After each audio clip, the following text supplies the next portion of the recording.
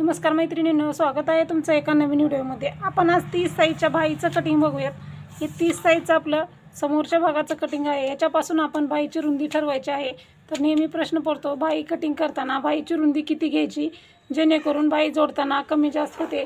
एखाद्या वेळी एक साईडचं जास्त होतं, समोरचा भाग जास्त होतो, नाहीतर पाठीमागचा भाग जास्त होतो। तो सेंटर व्यवस्थित नाही काढल्यामुळे तसं होतं। पण एखाद्या वेळेस बाहीच भरपूर कमी पडते, दोन्ही साईडला, समोरच्याही साईडला आणि पाठीमागच्याही साईडला बाही आपली कमी पडते। मग त्यावेळेस काय करायचं, त्यावेळेस आपली बाही रुंदी घेताना चुकलेली असते। मग बाही रुंदी घेताना आपली परफेक्ट यावेळी कशी बाही रुंदी काढायची त्याचा इथं मी तुम्हाला फॉर्म्युला सांगणार आहे। हा जो समोरचा पार्ट आहे, ज्या साईजचा आपल्याला बाहीचं कटिंग करायचं आहे त्या साईजचा आपल्याला समोरचा पार्ट घ्यायचा। कुठलीही साईज असू दे तुमची, ज्या साईजचा कटोरी ब्लाऊजचं कटिंग केलेलं असतं आणि ती साईजचा आपला समोरचा जो पार्ट आहे साईड पट्टी, ती साईड पट्टी घ्यायची आणि याच्यापासून आपल्याला बाही रुंदी ठरवायची आहे। ती कशी काय ठरवायची ते मी तुम्हाला इथं सांगणार आहे। चला तर आपण व्हिडिओ पूर्ण बघू आणि त्यामध्ये बाही रुंदीचा फॉर्म्युला आपण शिकूयात। तर सुरुवातीला डबल फोल्ड पेपर घ्यायचा आहे। बाहीची उंची कितीही असू शकते, प्रत्येकाच्या ब्लाऊजच्या मापानुसार इथं उंची घ्यायची आहे। तुमच्या बाहीची जेवढी उंची आहे तेवढी बंद बाजू करायची। बंद बाजूवरती नेहमी उंची टाकायची, म्हणजे अखंड बाही निघते। खुल्या भागावरती जर बाहीची उंची टाकली तर बाही मधोमध कट होते, त्यामुळं बंद बाजूवरती बाहीची उंची टाकायची। आणि अस्तरचा ब्लाऊज आहे का बिगर अस्तरचा त्यानुसार इथं बाहीची शिलाई मार्जिन घ्यायचं आहे। आपला बिगर अस्तरचा ब्लाऊज आहे, हा बिगर अस्तरचा ब्लाऊज आहे तर 1.5 इंच शिलाई मार्जिन घेतलेला आहे आपण। बाहीची उंची आपण 6 इंच घेऊया।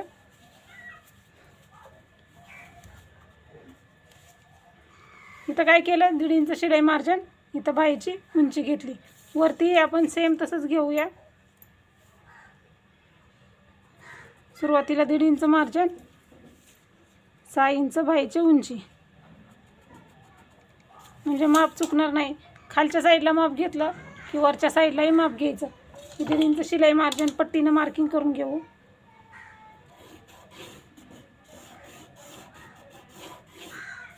आणि बाहीची उंचीचंही आपण सरळ मार्किंग करून घेऊ। हा पॉईंट क्लिअर झाला। हे बाहीच्या उंचीमधलं 1.5 इंच शिलाई मार्जिन, बिगर अस्तरचा ब्लाऊज आहे त्यामुळे 1.5 इंच मार्जिन घेतलं। तयार बाहीची उंची त्यामध्ये 1.5 इंच मार्जिन, म्हणजे 6, 7, 7.5 इंच आपण इथं घेतलेलं आहे। आणि रुंदी घेतलेली नाही आपण, फक्त वरच्याही बाजूला मार्किंग करून घेतलेलं आहे, म्हणजे आपल्याला शिलाई मार्जिन बाहीची उंची वरच्या बाजूलाही बरोबर माप यावं त्यासाठी आपण फक्त मार्किंग करून घेतलेलं आहे। आता इथं इकडच्या साईडला आपल्याला बाहीची रुंदी टाकायची आहे। ज्या साईडला आपण बाहीच्या उंचीमधलं शिलाई मार्जिन घेतलेलं आहे त्या साईडला आपल्याला बाहीची रुंदी टाकायची आहे। आता रुंदी कशी काढायची, हा पेपर साईडला ठेवू, हा घेऊयात पार्ट। आता हा पार्ट घेतल्यानंतर आता काय करायचं, तर आणखीन एक सांगते, मुंडा किती घ्यायचा। 30 साईजचा ब्लाऊज आहे आपला। 30 साईजच्या ब्लाऊजसाठी मुंडा 5.25 इंच घ्यायचा आहे बरोबर। आपण लवकरच कटोरी ब्लाऊजचा चार्ट ही चॅनलवरती अपलोड करूयात, म्हणजे त्यामध्ये तुम्हाला प्रत्येक साईजच्या कटोरी ब्लाऊजला मुंडा, शोल्डर, गळारुंदी किती घ्यायचं ते लक्षात येईल। हा पार्ट कट झालेला आहे समोरचा, तो घ्यायचा आणि इथल्या टोकाला धरायचा आहे, वरती टेप धरायचा आणि क्रॉसमध्ये इकडं असं धरायचा आहे। किती आलं हे अंतर ते बघायचं आहे। क्रॉसमध्ये किती अंतर आलं, बरोबर 6.5 इंच हे अंतर आलेलं आहे। 6.5 इंच अंतर आलं, त्या 6.5 इंचमध्ये 1 इंच मिक्स करायचं, म्हणजे 7.5 इंच अंतर घ्यायचं आहे। कुठलाही ब्लाऊज असू द्या, 28 पासून 48 साईजपर्यंत, तर हा पार्ट आलेला आहे त्यामध्ये 1 इंच मिक्स करायचं। मग अंतर तुमचं साईज कमी आहे, कमी आलं, साईज वाढली तर अंतर जास्त येणार। तरी पण आपण काय करायचं, कुठल्याही साईजचा ब्लाऊज असू द्या, अंतर जितकं येईल त्यामध्ये आपल्याला बरोबर 1 इंच मिक्स करायचं। जसं की आता आपलं इथं 6.5 इंच आलेलं आहे, म्हणजे आपण इथं किती घेणार आहोत, 7.5 इंच घेणार आहोत। अशा पद्धतीने तुम्ही बाहीची रुंदी मोजून घ्यायची आहे। आता तुम्हाला बाही रुंदीचा फॉर्म्युला तर कळाला, तर प्रत्येक साईजचा तुम्ही ब्लाऊज सहज आणि सोप्या पद्धतीनं कट करू शकता। त्यामुळं तुमची बाही कमी होणार नाही, जास्त होणार नाही, बरोबर साईजनुसार परफेक्ट आपल्याला बाहीची रुंदी इथं काढायला येते। आता आपण इकडल्या साईडला 7.5 इंच टाकायचं आहे।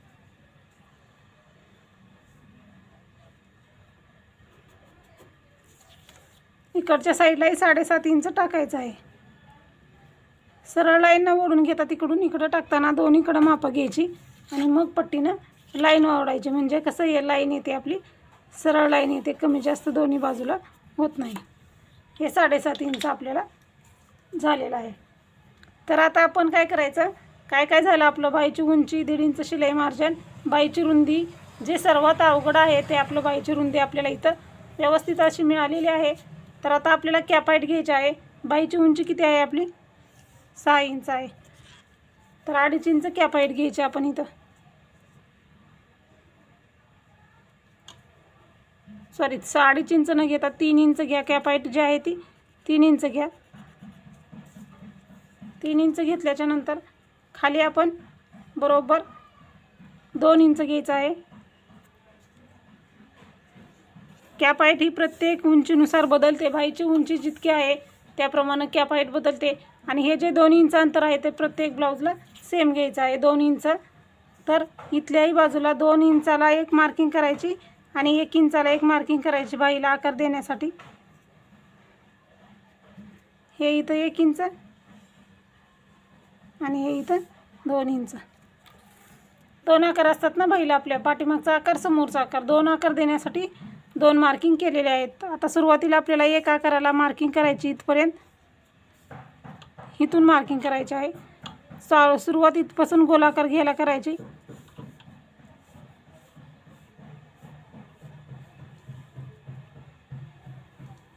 हे असं हा 1 आकार दिला. हलक्या हातानं खालच्या साईडला हात येऊ द्यायचा, अशा पद्धतीने आकार देऊन घ्यायचा आहे. हा आपला पाठीमागचा आकार आहे. समोरचा आकार देण्यासाठी सोपी पद्धत वापरायची. हे 2 इंच घेतलेलं आहे, त्याच्या खाली बरोबर 2.5 इंच घ्यायचं आहे आणि खाली बरोबर अर्धा इंच घ्यायचा आहे दुसरा आकार देण्यासाठी.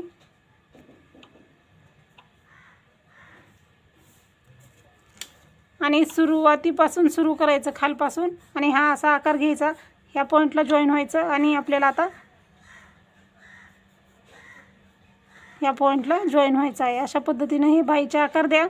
एकदा बघून द्या, आकार देऊन बघा, मग बघा तुमची बाई जोडताना कमी जास्त होणार नाही. आणि परत तयार केल्यानंतर त्याच्यामध्ये जे काय घोळ येतात, चुना पडतात किंवा बाई वरच्या बाजूला सरकते ते होणार नाही. अशा पद्धतीने नेहमी बाईला आकार द्या. बाई कशी तुमची एकदम परफेक्ट येईल. तर आता इकडचे आकार देऊन झालेले आहेत. आता आपल्याला दंडगेर घ्यायचा आहे. 5 इंच दंडगेर आपला, 1.5 इंच शिलाई मार्जिन घ्यायचं आणि हे असं क्रॉसमध्ये मार्किंग करून घ्यायचं आहे.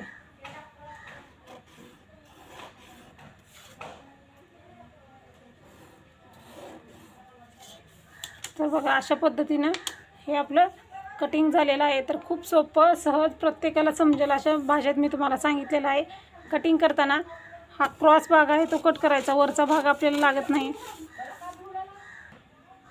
हे 2 इंच जिथपर्यंत आहे तिथवर कट करायचा आणि परत जो बाहेरचा आकार दिलेला तो कट करायचा.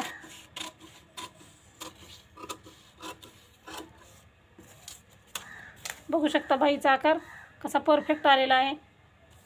बाई उकलून घ्यायची.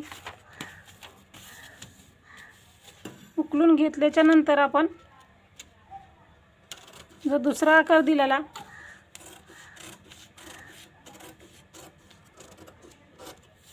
तो आकार कट करायचा. बघू शकता कशी परफेक्ट बाई आलेली आहे आपली. अशाच पद्धतीने तुम्ही कोणत्याही साईजच्या बाईचं कटिंग करा. आणि बाई जोडताना आपल्याला बाई डबल फोल्ड करायची आणि इथं छोटासा कट मारून घ्यायचा आहे आपल्याला. असा कपड्यावरती कट मारून घ्यायचं. जमत नसेल तर खडूनी मार्किंग करायचं अशा पद्धतीनं अशा. आणि बाई मध्यापासून जोडायला सुरुवात करायची. बाई इकडच्या कडेहून किंवा इकडच्या कडेहून न जोडता बाई मध्यभागातून समोरच्या बाजूला जोडा किंवा पाठीमागच्या बाजूला जोडून घ्या. पण बाई अशी मध्यपासून जोडायची म्हणजे बाई आपल्याला दोन्ही साईडला बरोबर होते, कमी जास्त होत नाही. साईडने जोडलं तर बाई खेचली जाते. हा गोलाकार असतो, ओढला जातो, मग एका साईडला आपलं ते कमी जास्त होतं. त्यामुळं बाई असं सेंटर काढून मध्यपासून जोडून घ्या. बघू शकता या बाईचा आकार एकदम परफेक्ट आलेला आहे. तर कसा वाटला हा व्हिडिओ आणि ही आयडिया कशी वाटली? क्रॉसमध्ये मुंडा मोजून बाईची रुंदी काढायची तेही नक्की सांगा. असेच नवीन नवीन प्रकारचे व्हिडिओ बघायचे असतील तर चॅनलला नक्की सबस्क्राईब करा. हा 30 साईजची बाई कटिंग आहे आपली.